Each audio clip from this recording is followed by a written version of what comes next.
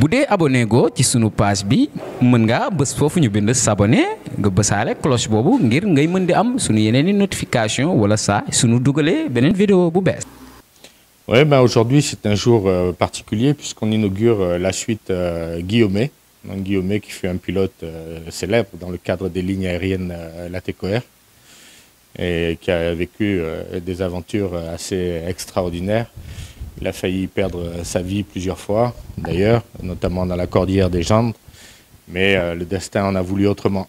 L'aéropostale, c'est toute une histoire. C'est une histoire d'hommes, une histoire de connexion, une histoire de communication.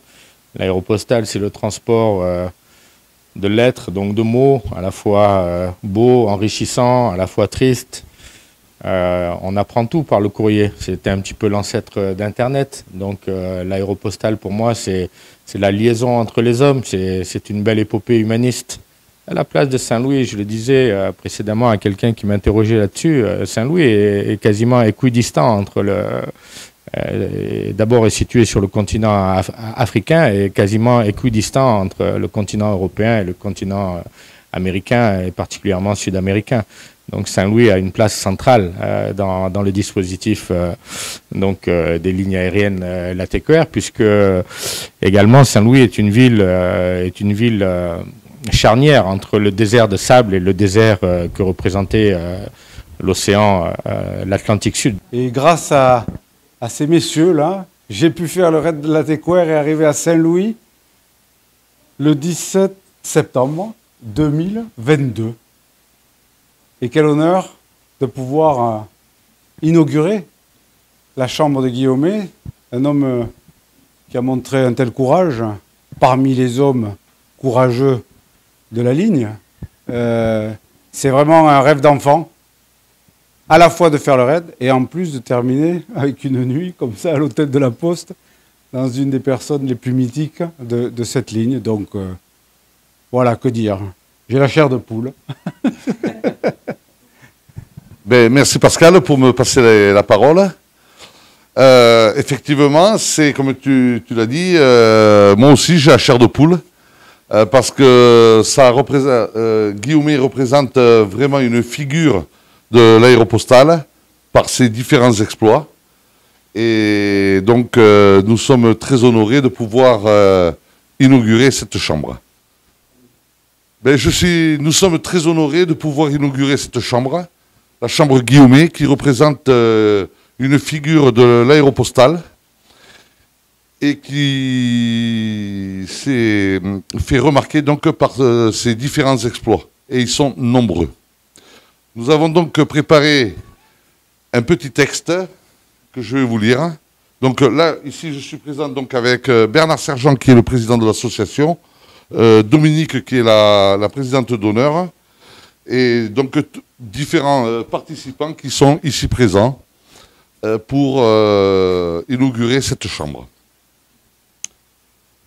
Donc, ce soir, nous voici réunis à l'hôtel de la Poste, devenu mythique, tant il a accueilli de grands hommes de l'aviation.